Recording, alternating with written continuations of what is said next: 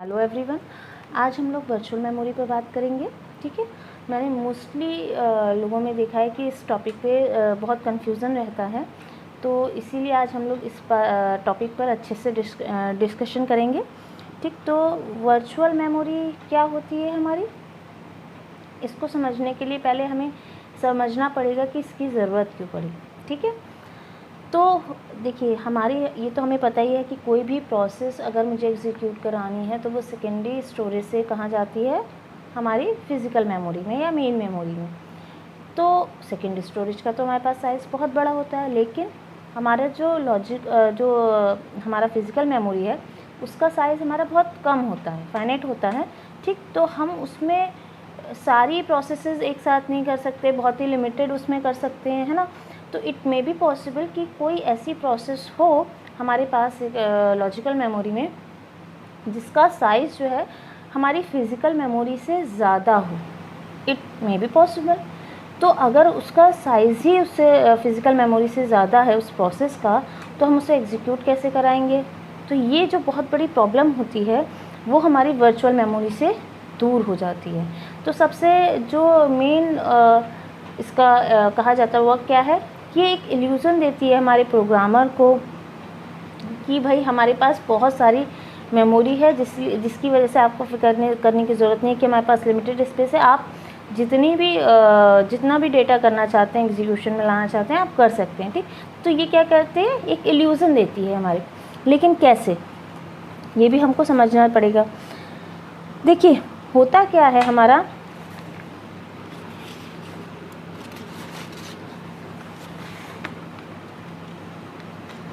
देखिए ये है हमारे पास।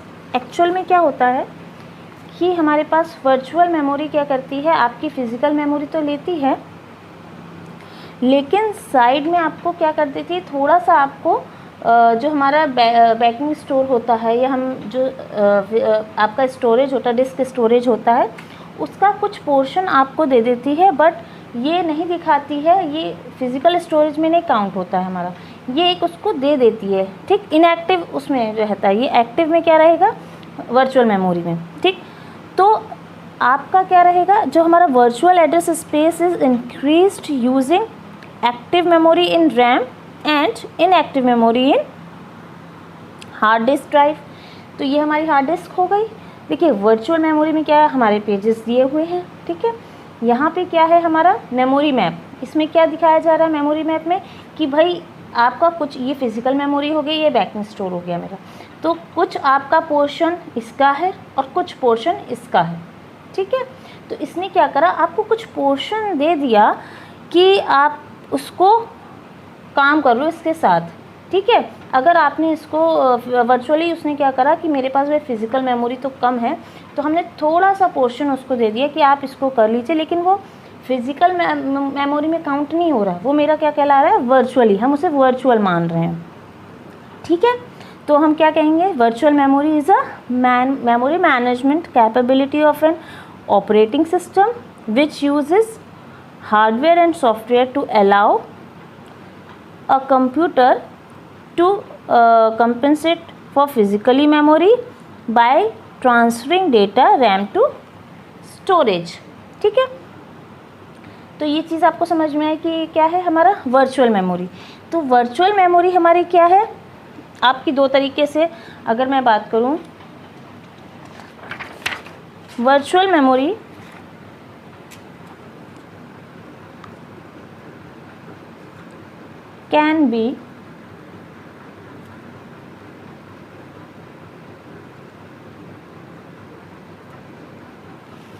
can be implemented by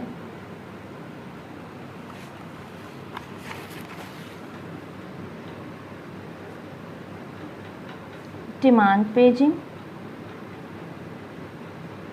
पहले, दूसरी हमारी क्या होगी,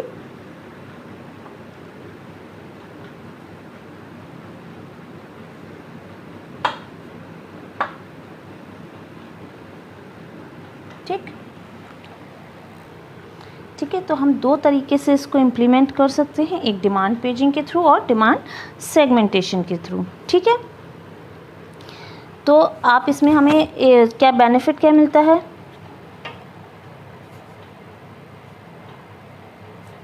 it allows for more efficient process creation। ठीक है, मतलब हम इसको जितनी हमारी जो एफिशिएंट प्रोसेस हम उसको क्रिएट कर सकते हैं। आपके पास कई बार क्या होगा कि हमारे पास लार्ज अमाउंट का रैम नहीं है, तो अब हम लोग सोचेंगे कि हमें इस प्रोसेस को हम एग्जीक्यूट कैसे कराएं। तो उसके लिए हमें वर्चुअल मेमोरी इतना स्पेस देता है कि आप जितना चाहें उसमें अपना प्रोसेस को लोड करा सकते हैं। ठीक है, एक चीज़ और कि इसमें सिर्फ जो प्रोग्राम का जो ज़रूरी होता है इंस्ट्रक्शन, हम उसी को मेमोरी में ले जाते हैं। मतलब only the part of the program needs to be in memory for execution. तो हमारा उसी को हम अलाउ करते हैं या उसी को हम एक्सेस करते हैं। ठीक, हमें जिसकी ज़रूरत नहीं है हम उसको यूज़ नहीं करते। तो ये हमारी क्या है, वर्चुअल मेमोरी। तो हमें अच्छे से मेरे ख्याल से समझ में आ रहा होगा कि वर्चुअल मेमोरी क्या है। तो हम लोगों को समझ में आ गया कि वर्चुअल मेमोरी क्या होती है, कि हमने अपने फिज़िकल मेमोरी एंड थोड़ा सा अपना लॉजिकल मेमोरी का पार्ट लेके उसको एक वर्चुअली उसको कंबाइन कर दिया, तो वो मेरा कहलाएगा वर्चुअल मेमोरी।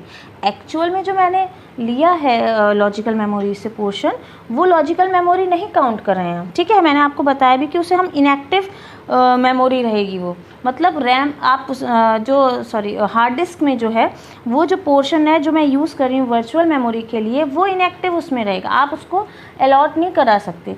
तो ये जो है आपका और एक्टिव किस में रहेगा, हमारा वर्चुअल एड्रेस स्पेस में रहेगा ये जो पोर्शन मैंने लॉजिकल मेमोरी से लिया है।